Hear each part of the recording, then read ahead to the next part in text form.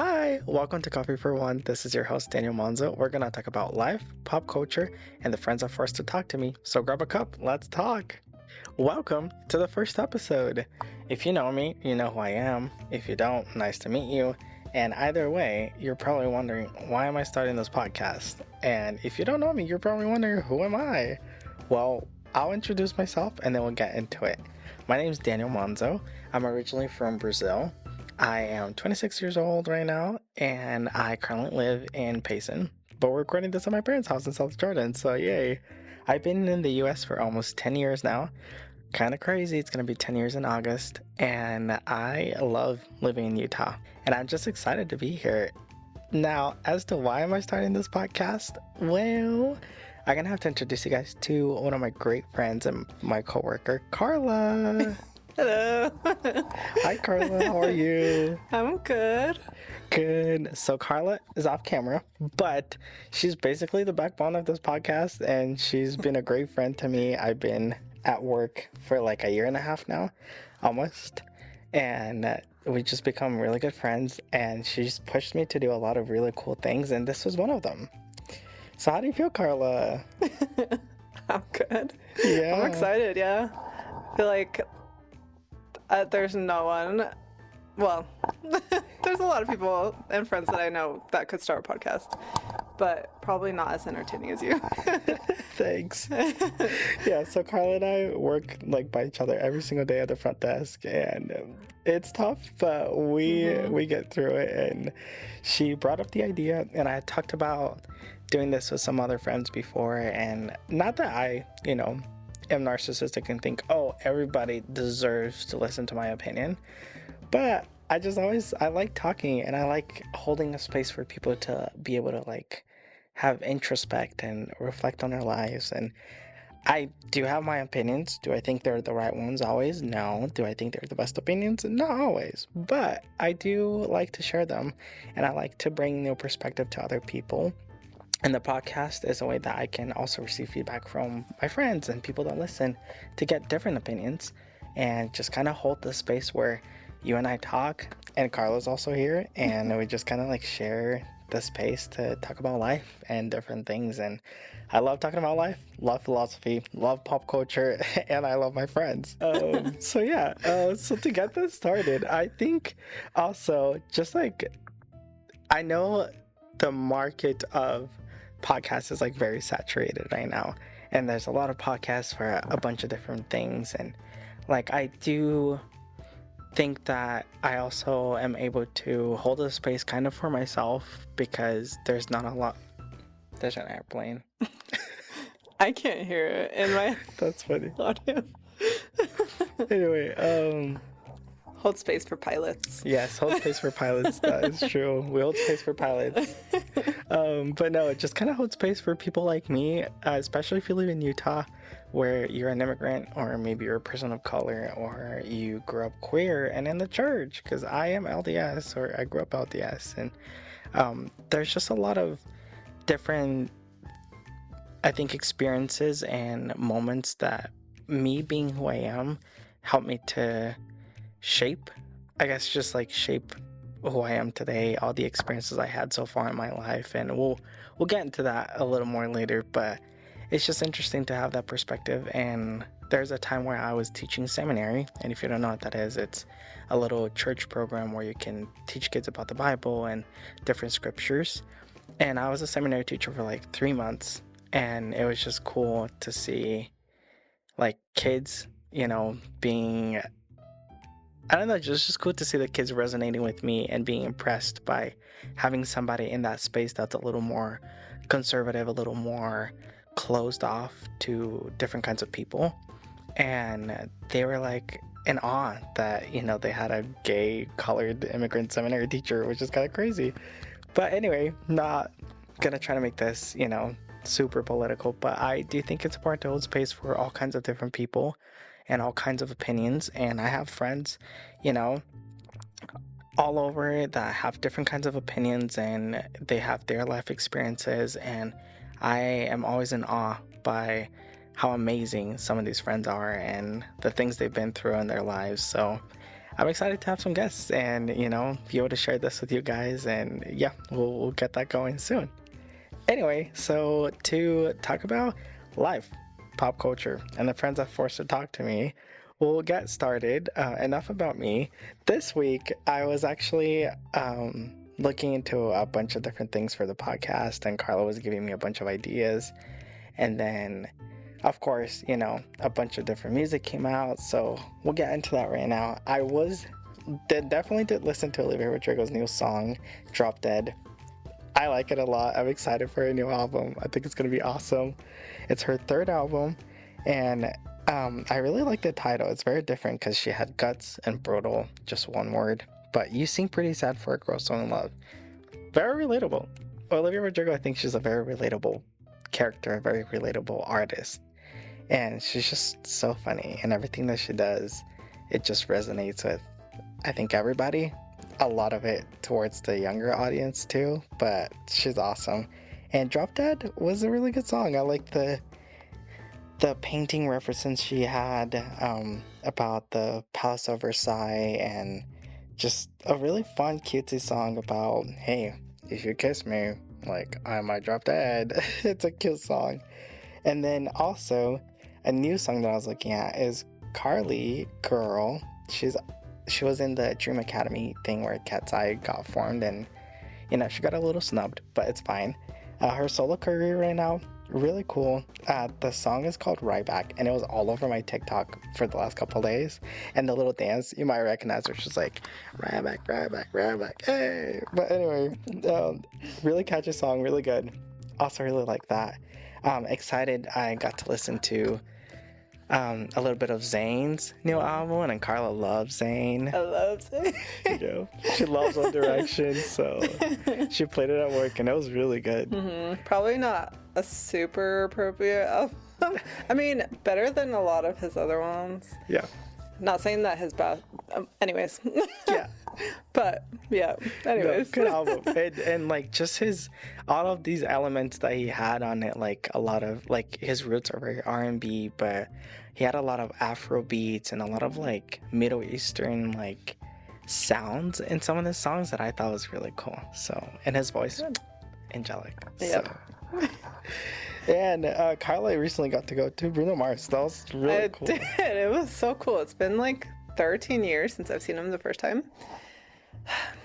We'll do it again. And Silk Sonic, no words. I about cried. Yeah, 20 out of 10. So good, yeah. So good. Carla does love her little R&B moments. So. I do, yeah. If you know me, you know me. Yeah, for sure.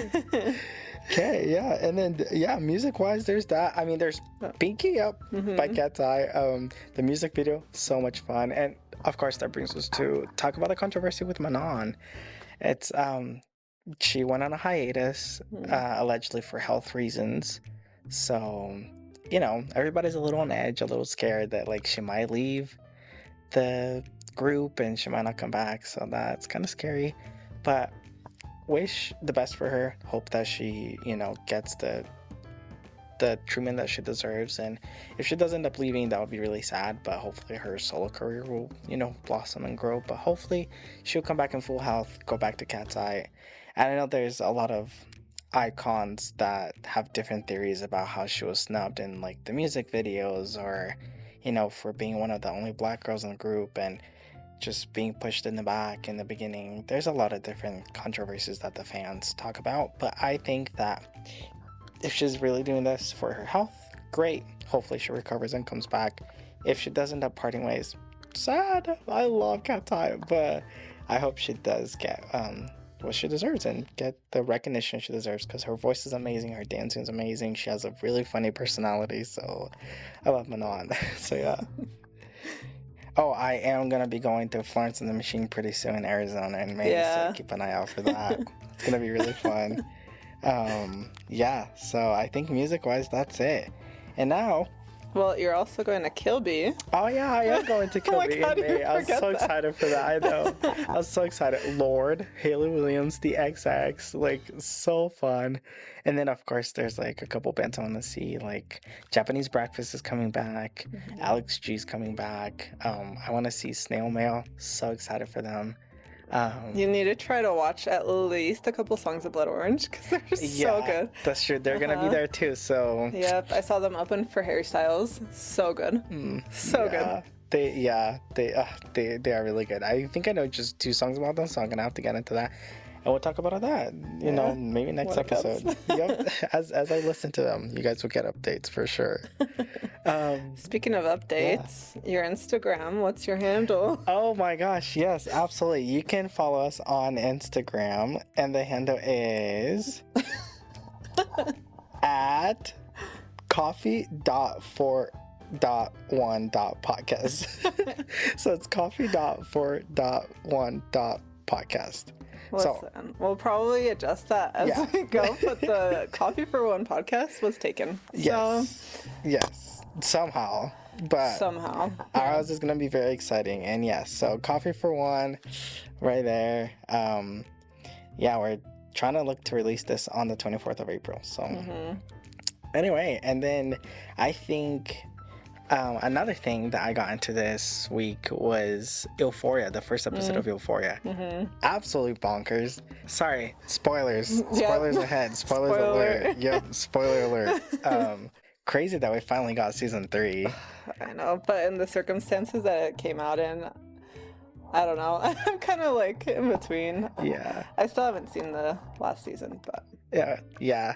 Season 2, crazy. But the first episode of season 3, absolutely bonkers too. Like, just I didn't think we are gonna get Euphoria season 3, and we got it with pretty much almost the full cast, if not the full cast, except for IRP English Cloud.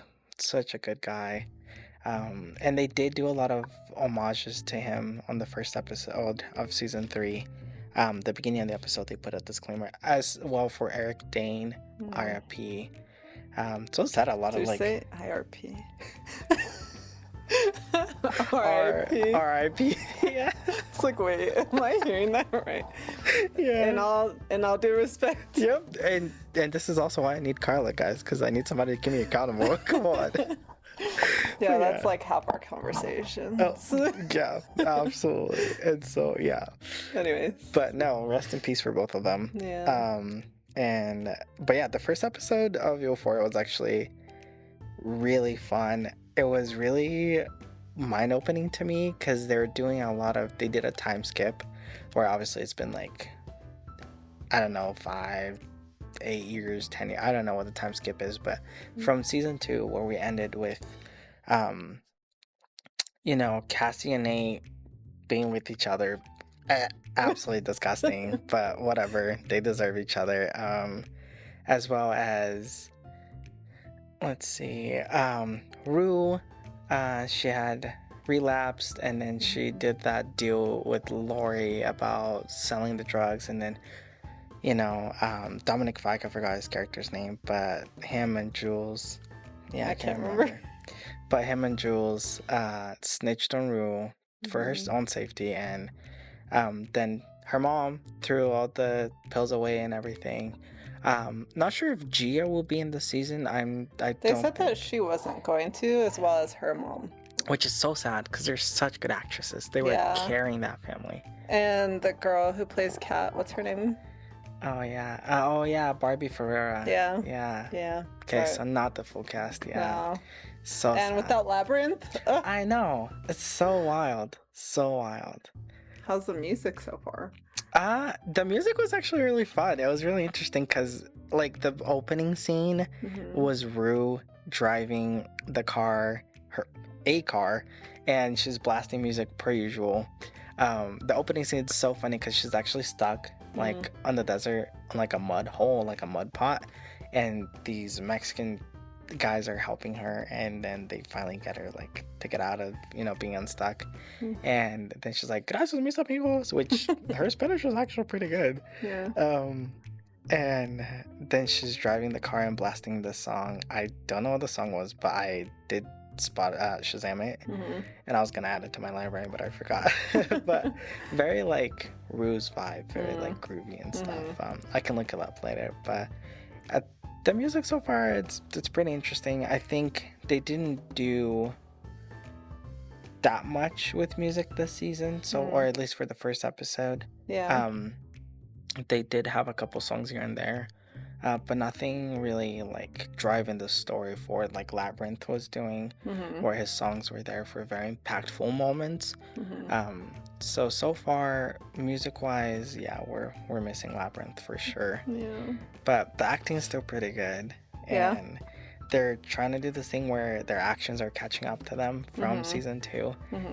But it's funny because it's been this time skip, so it's like, okay, kind of like in real life where sometimes you do something in high school or you do something and then like years later it catches up to you and it's like, oh, oops, I forgot about that, you know. So Rue had, you know, lost all the drugs from Lori that she was gonna sell, and then she found this job at this little gas station in the middle of nowhere, and then Lori somehow finds her. And it's like, girl, you used to owe me $10,000, but now with like 46 months later, and however much interest, it's like $10 billion or something like that. Like, it was crazy. And then she's like, but I'll settle for 100,000. What? Yeah, I'm like, but she's like, but you're coming with us. And it's like, oh, dang, Rue. So she put herself in that situation. And the opening scene was so funny because she gets unstuck from that mud hole, and then she's driving, and you're like, where is she driving? It's like the middle of the desert. She has this 4x4, and then she reaches this big, tall, like, gate or fence, and you're like, wait, is she at the border? Like, what's going on? And then she gives money to this guy, and then he lowers down like a bridge that goes up from one side to the other side, so it's like a little ramp that goes up and over, but like the spikes from the bridge are peeking out. Yeah. And I actually saw on the like behind the scenes that they like build that as a practical effect, so they didn't have to do VFX CGI. or anything. Yeah, CGI. That's cool. I love when they do that.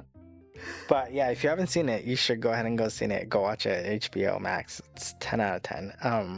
I know there's a lot of controversy about it for it because people are like, oh, it's, you know, like glamorizing drugs and this and that. But on the opposite side, I think that Sam Levitt, who was the director, and he did struggle with addiction, with drugs and everything like that for a while. He does an excellent job at portraying how damaging it can actually be. Because I don't know if you guys remember season 1 when Rue was going through, you know, her relapses, and then season 2 when she was withdrawing and she was having that really bad, you know, constipation and stuff. It's just crazy. Like and it shows like how it burns her bridges along the way too, which is really interesting because I know some people in my life that, you know, have relatives or, you know people that were in that kind of scene where they were dealing drugs or addicted to drugs, and it kind of shows how damaging it can be and how serious those effects are. And I think that in season 1 there was some parts where it was glamorizing a little bit, where it was like, oh, like you know, the scene with Rue and Jules in Jules' room and there's glitter everywhere and they're like, what? I never felt so good. Like, it's glamorizing a little bit, but it also does show how damaging and how impactful it can be, and how you know, drugs are just,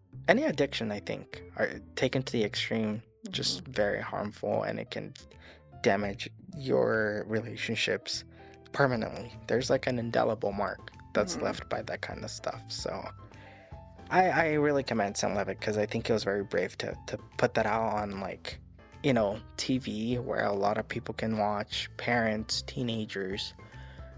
Is it suitable for teenagers?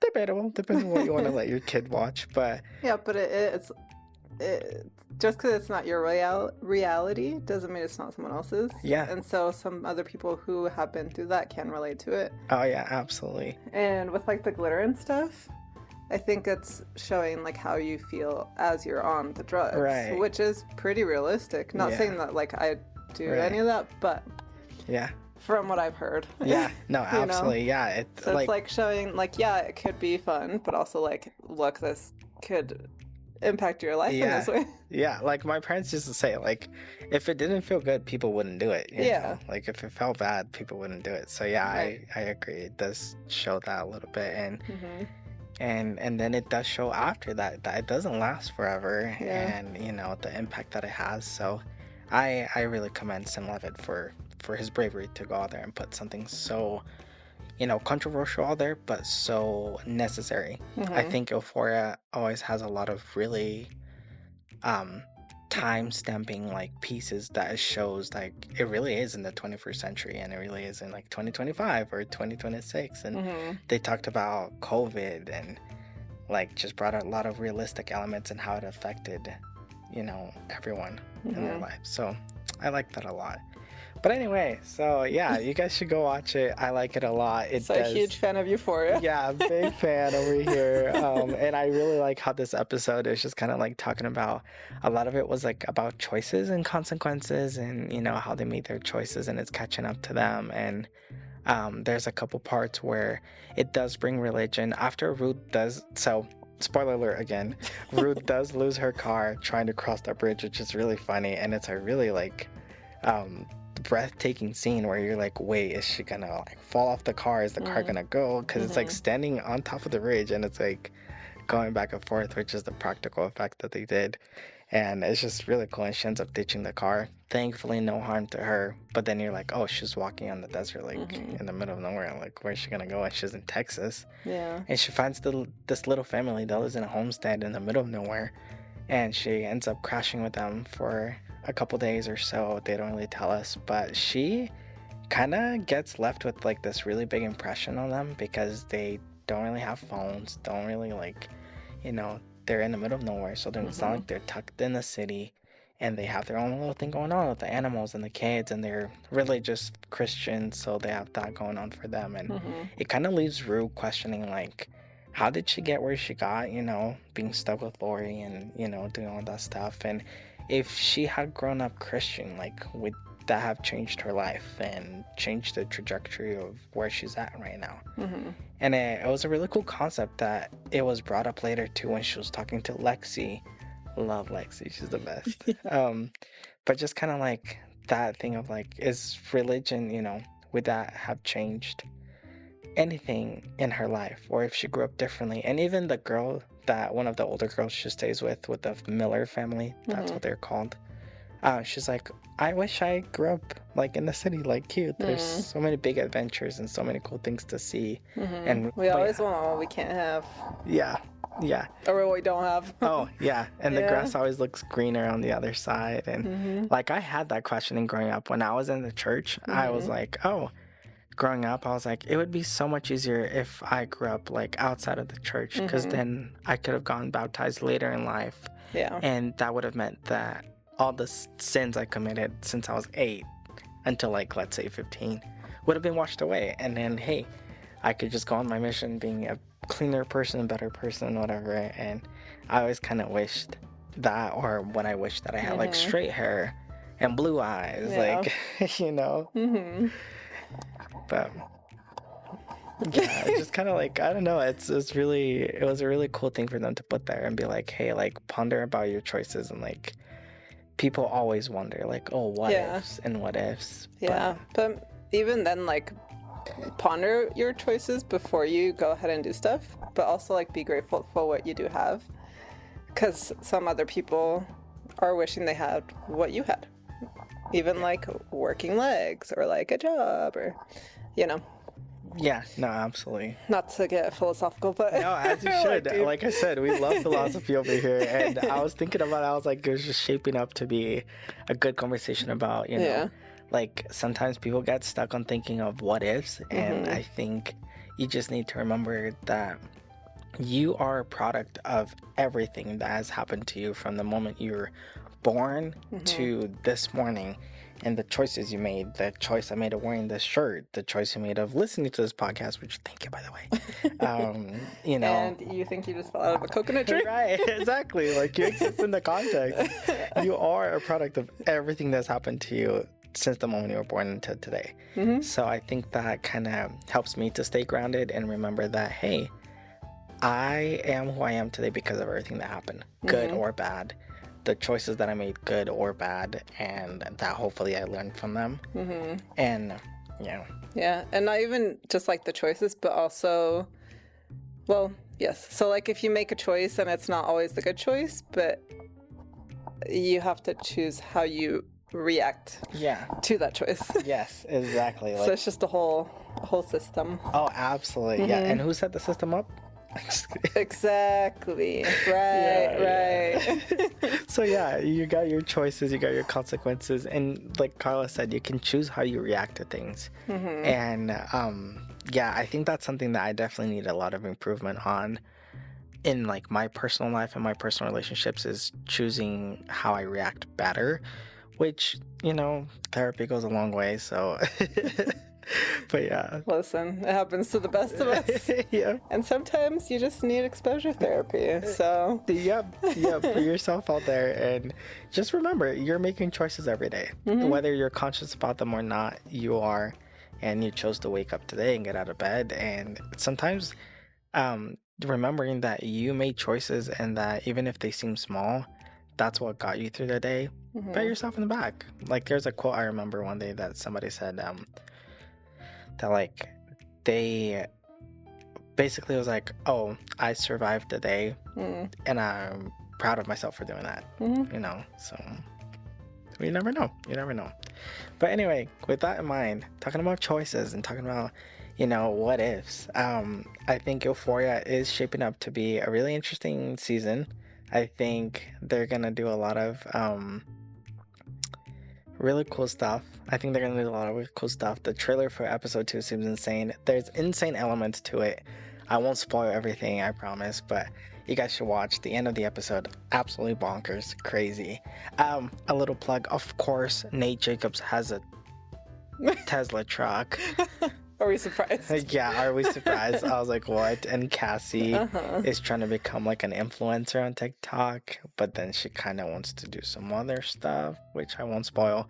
But you get the gist. Yeah. And her and Nate Jacobs are still very much like toxic and this power play, and they're absolutely crazy, insane. There's a scene, you guys will see, but the keyword is dog.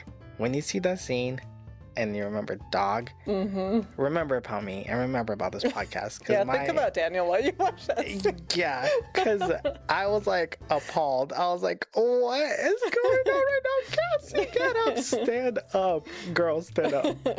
But yeah, and I hate Nate Jacobs, but whatever. But Jacob Elordi? I know. And he looks so good. And I was actually noting this. I don't know if he got veneers or if he did something, because his teeth look different. And the way that he was talking throughout the episode reminded me very much. We went to watch Wuthering Heights together. And he sounded so much like Heathcliff. Like his American accent. People were saying because he wasn't Priscilla, they could still hear Elvis. Yeah, so I don't many know people if are it's like, does he just like, Elvis keeps a piece of their soul when they act him? Because it happened to Austin Butler also for months. So crazy, yeah. Maybe it's that. I don't know, yeah. Maybe it's like an acting thing where it's like they act and then it just sticks with them for a while. Like, I don't know. But Jacob Elordi. Jacob Elordi, apparently... Side note, but not really. Apparently he's dating Kendall Jenner. Oh. He was seen with her at Coachella. Oh. Last weekend, I think. Yeah. What? I know. And who was Timothy Chalamet dating? Was it? Timothy Chalamet's with Kylie. Kylie. Okay. Yeah. What? That's so random. That is crazy. Kind of, but also I can see it. Yeah, I can see it. But he deserves the best. Jacob Elordi deserves the best, and that's me. But he deserves the best, and I hope he finds a really good woman out there. You know. But yeah, he's a great guy. Good actor. Like, this year's shaping up so good for him. Frankenstein, Wuthering Heights, Euphoria, like... What else? Keep them coming. Yeah, no, please. I love to see Jacob Elordi on my screen. Like, Wuthering Heights, oh, it was so good. White Boy of the Year. Yep, White Boy of the Year for sure. And yeah, so yeah. And there's other movies coming up too that I'm excited for. Devil Wears Prada. Yeah, the second. We're going to watch it next week. Yeah. Yep, and Michael. Oh, I'm so excited for Michael. You have no idea. Yep. And we're trying to watch... Project Hail Mary on Tuesday. But Michael's gonna be so good. I know, I'm so excited. I'm excited. I've heard a couple controversial or like what's it called? Differing opinions. Right. Like from his family. So Yeah. we'll see. Yeah, for sure. Who am I to say? Yeah. But Who hey, am I to Jafar Michael? Jackson, bangers. Carlos Shoulder is one of his songs. He has one song. Yeah. Only one song. Absolute Release banger more, though. please. Really smart. It's such a good song. I like. Yeah, I played it. Like, it took over his body. for real. I was like, wait. So yeah, guys, go listen. Jafar Jackson has a really good song. Mm-hmm. But yeah, and then yesterday, speaking of movies, we went to the movies. Me and my husband and his family went to the movies, and we went to watch Lee Cronin's The Mummy. Oh. The horror movie. Yeah. Absolutely insane. Oh my gosh. Absolutely crazy. The whole time I was like, what the hell am I watching? What the hell is this? I'm like, what's going on? It was like top 3 horror movie of all time. Like absolutely bonkers. Insane. I left the movie theater and I literally was like, who am I? What's going on? Yeah. What did I just watch? Like, that is absolutely crazy. So what would you rate it on Letterboxd? oh yeah, guys. On Letterboxd, I would put it like a 5-star for sure. Really? It was crazy, or like 4.5. Some of the plot was kind of like it just kind of got lost a little bit. Like what? Like I don't know. It like some of the stuff was very like absurd, but then again, it's a horror movie and there are supernatural elements to it. Yeah. It was a lot of like Egyptian, which was really cool. They had like 80% of the movie, the characters that were from Egypt were speaking Egyptian or whatever the language is there. But it was really cool. And so they had subtitles and just they were talking in their native language. And it was really cool. Props for that. The CGI, the special effects were really cool. I think I would give a 4.5 just because I maybe wanted more like actual jump scares. Yeah. But the movie itself was so crazy bonkers that I'm like, no, that was like a psychological thriller. It was like, so the premise what do you is, mean, like where? What do you mean? Like, why did it make you feel that way? So one word, Hereditary. Like it reminded me of Hereditary, like the way I left. That movie is so interesting. I left the movie theater the same way I did after watching Hereditary, or like The Human Centipede. Guys, I was like 13 or 14 when I watched that. I was like, yeah, I was like maybe 9 or 10 at a sleepover, and I was like, okay, what are you doing to me? Why are we watching this? Please, can we watch Barbie or something? For real. So yeah. Absolutely, it was awesome. It was really cool. But the premise is, if you haven't seen the trailer, this little girl and her family. So it's this little girl and this little boy, and then his parents. They all live in Cairo for like 5 months. They live in Egypt for 5 months. The dad is a TV news reporter, and in those 5 months, they're there. Everything's fine. And then the dad gets a promotion to go back to New York to get a different job at a different news station. And so they're like literally about to go back to the States like in a month or a couple weeks. And then the girl gets kidnapped and she's missing. And they don't find her for like the next 8 years. So they moved on with their lives. In the beginning, you see the mom was pregnant. So there's another baby girl that, she's now 8. Which, yeah, it's crazy. So, yeah. And then they get a call one day saying, hey, we found your daughter. But she was inside this sarcophagus. Oh, ew. For 8 years. Yeah. And then you guys have to watch to see what happens. But it's a crazy movie. Yeah. And just the concept of like missing a child. And then finding her in a sarcophagus. No. Crazy. And like they grieved her and had a funeral and everything. So, yeah. 8 years. Yeah. Crazy. Oh, that's so sad. But 10 out of 10 if you like horror movies. If you don't, stay away, because it was a lot of horror, like body guys, I can't talk. A lot of body horror. So like gory, or yeah, like gory, like skin stuff. There's one scene, spoiler alert, but just so you guys know like how crazy it is, where the mom's trying to clip the toenails from the daughter because she was in there for 8 years, and like she's trying to clip the toenail and it's not going, and then you can feel the tension building up, and then she like tries to do it, and like her skin pops up like all the way up here. That's so crazy. So yeah, go watch it if you guys like horror movies. That was a really good movie. So Yeah, I think I'm gonna skip on that. yeah, yeah. Carla does not like horror movie, guys. I cannot. I like thrillers. Yeah. But anything with like the like demons or like super gory, especially cannibalism, I cannot. Not for me. Yeah, it's crazy. No. It's crazy. I like documentaries. I like. Yes. Yeah. Anyways. Yeah. No you guys should follow me. Carla on Letterboxd too. She's got great reviews. But yeah, we love pop culture. We love movies. We love music. So entertainment and reading. Yeah, reading. I ended up reading Wuthering Heights before it came out, and I loved that book. It was really good. I love classical literature. And also, guys, if you didn't know, Netflix is making a new series for Pride and Prejudice, which right now I'm holding space to it. You know, let's see what's gonna end up being, but it does look like it's gonna be good. Of course, it's not the 2005 Keira Knightley adaptation, but let's see. Speaking of Pride and Prejudice. Oh yeah. Daniel was almost in the musical. You guys. So the things that Carla has pushed me to do since I met her, like, absolutely awesome. But yeah, like, one time we're looking into it, and the theater, what is it called? I forget The what it's Ruth? called. The Ruth, yeah. It's in PG, Pleasant Grove. Yeah. For people that live in Utah. Yeah. It's like a extension of Hill Center. Anyways, continue. Yes. But we saw they had a production for Pride and Prejudice, and they were auditioning back in like February, January.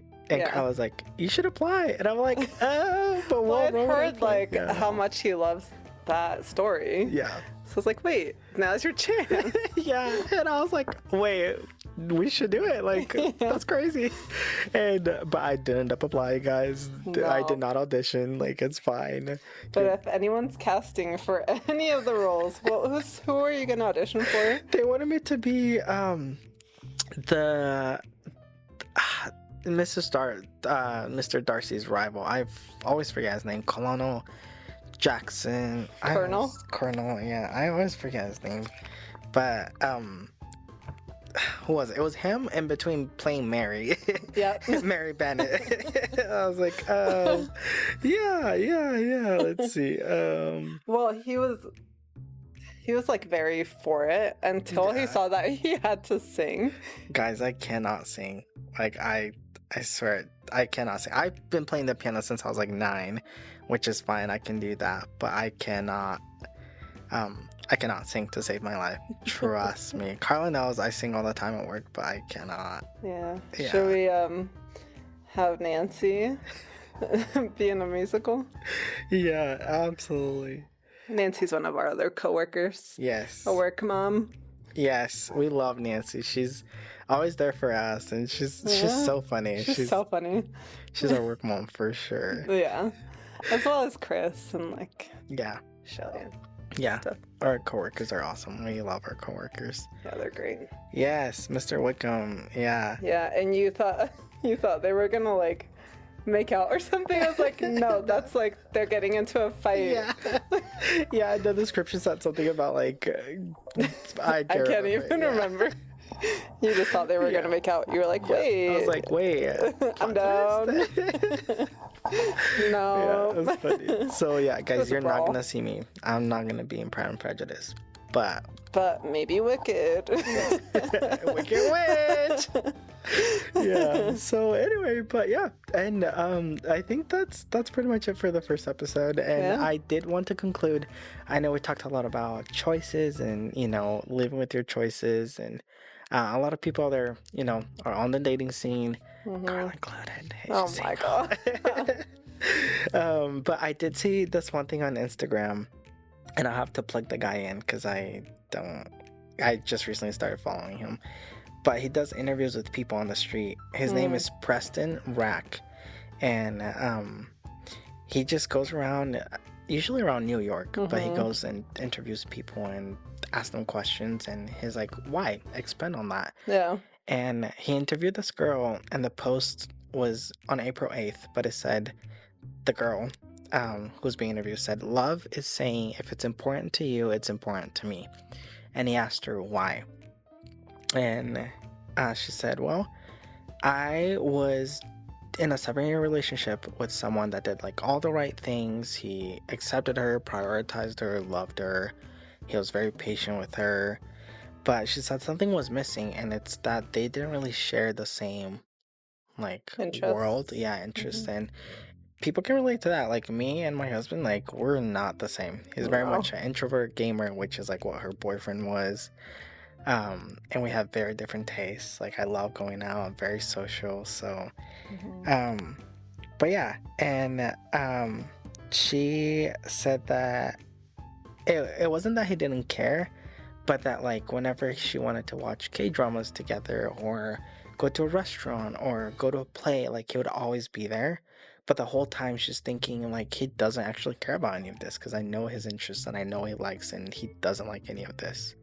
And that lasted for like 2 years? Oh, yeah. Like, yeah, she was in a 7-year relationship and she was thinking about that for like 2 years.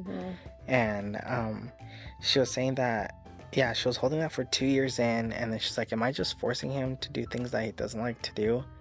And she was like, okay, well, let me ask him. And then after they went to a musical, she asked him, like, what did you think? Like, what did you like about it? And she said, well, it's not something that I'm into, but thanks for inviting me. And then she asked, well, why did you come then? Like, why are you here? And then she says that it caught her off guard when he said, well, if it's important to you, it's important to me. And I think it's just the whole time she was just presenting him for thinking that he doesn't like the same things that she does.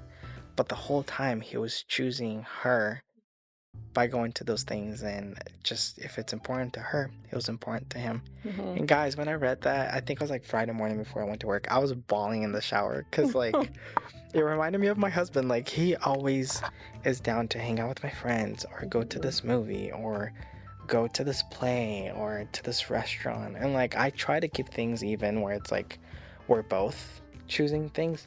He's always choosing to go to restaurants with me, go to plays, go watch this movie, or he's always asking me like, where should we go to eat? What video game do you want to play? Which is, you know, he plays more video games than I do, and he's asking me what we want to do. And it just reminded me of how like I'm so grateful that he always is, you know, if it's important to me, it's important to him. And it just like dawned on me how often he does that, and I was bawling my eyes out. Yeah. And so, yeah, talking about choices, guys, like choose your partner, choose each other, choose yourself. Even if you're single, like choose yourself. If it's something that you like, it's something that you want to do, or something you want to try out, a new hobby or a goal, a dream you have, choose yourself. And if it's important to you, then go and do it. Like run after that, you know, chase your dreams. And if you do have a partner, or if you have a best friend or a family like that, you want to show that you care, you want to show that you love them, choose them and show that if it's important to them, it's important to you. Even if it's something you don't like to do or don't like going to. Like, you know, I know my husband's not the biggest Taylor Swift fan, but he chose to go with me to when the movie premiered last year, or 2023, at like 10 o'clock at night. And it was like a 3-hour-long movie for her concert. Yeah. And he chose to be there on a work night. I'm like, what? And if you know Matthew, he likes to sleep, and he sleeps early. Oh yeah, he's in bed by like 9 or 9:30. Yep. Like he's an early cat, but yeah. So yeah, guys, that's it. Like choose each other, choose yourself, choose your dreams, and if it's important to you, then it's important to you. If it's important to them, it's important to you.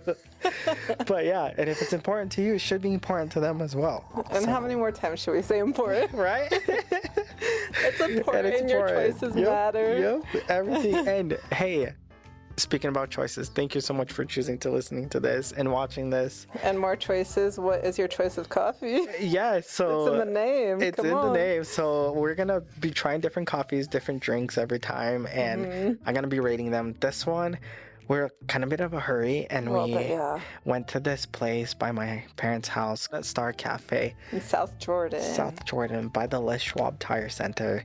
the worker that was there, we'll give her grace. We'll hold space for her. We always give people grace, right? Yeah, she was a little interesting. We try to ask for the coffees, and she's like, "Oh, I don't know how to make a latte. They haven't shown me how to do that yet." And we're like, "Oh, do you?"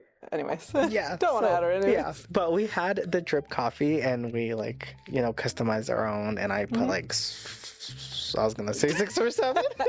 Please no. 6 or 5 or 6. I just a lot of the vanilla creamer, and then some of the caramel one. So pretty good. I like my coffee really sweet. Sugar with a side of coffee. Yeah. So for drip coffee, it was pretty good. I would rate it like a 7. Really? Out of 10. Is that too high? No, I mean that's your opinion. Yeah. I don't know, guys. I don't really. If you know me, I know I don't drink a lot of coffee, but I'm starting to branch out. So yeah. Yeah, my mom took a sip and she's like, "That's really sweet." Is she a coffee connoisseur? Yeah, she likes her coffee for sure. Okay, we'll make her the host then. Yeah, for sure. But yeah, so I don't know. To me, it was like a 6.5, like a 7 out of 10. So yeah, so be tuned in. We're gonna be checking out coffees. We're gonna be talking about my life and my friend's life. We're gonna be talking about pop culture every time, and so if you guys have anything you want me to talk about, let me know in the comments. Also, I forgot to talk about this, but guys, you're probably like, "Hey Daniel, why are you doing a podcast? Do you even listen to podcasts?" Here's a couple of recommendations I have. I just was kind of like, wait, I love podcasts, and here's a couple of recommendations I have. I love listening to just people talking. Of course, the big inspiration for this podcast and somebody I really like is Emma Chamberlain. Yes, so we love her. Anything goes. Emma Chamberlain, 10 out of 10. Daniel's not trying to get... I'm not coming for your job, Emma. I promise. But I know, coffee podcasts, Yeah. Not at all. No, but I also like this podcast called Growing with the Flow. I'm pretty sure she's done. The last update was December of 2025. Nina Florence. And I don't know if she is Indian or what she is, but she's British, and she talks about her life at university and her friends, and she does a segment called Big Sister Advice where she answers questions and stuff. She just has a very soft vibe, really chill, really cool. Another one I really like is if you are a true crime podcast fan, this one called Morbid. Shout out to my husband, he's the one that got me into it. It's really cool. The ladies that run this show, Elena and Ash, they're related. I think they're aunt and niece or something, but they're so cool, so respectful, because true crime can be a little, jarring, and there's some things that are absolutely horrible that happen to people, and you're like, whoa, gotta tread carefully with that. They treat every case with a lot of respect. They treat the victims with a lot of respect, but they're really funny and they're really cool. So if you guys like that. And then a couple other ones is Listen, Learn, and Love by Richard Ostler, which is pretty much about loving and accepting queer people in the LDS space, so in the church community. Another one is Raising Good Humans with Dr. Eliza. It's pretty much for parents on how to raise their kids, but I love just talking about the psychology of kids and some of that, apply to us. I watch Bluey and I cry. So love Bluey. Yeah, we love Bluey. So cute. Yep. And then another one that I used to listen to all the time was Questions from the Closet. That was with Charlie Bird and I forgot the other guy's name. But they helped me a bunch when I had questions about being in the church or being queer, and just I don't know, navigating this intersectional space. But now I think they changed the name of the podcast is All Out in the Open. But yeah, so it says All Out in the Open is a resource for LGBTQ Latter-day Saints and those who love them. So here's my credentials, guys, and don't at me. At least he has credentials on podcasts and music. Everything else, but coffee. Yeah, but coffee.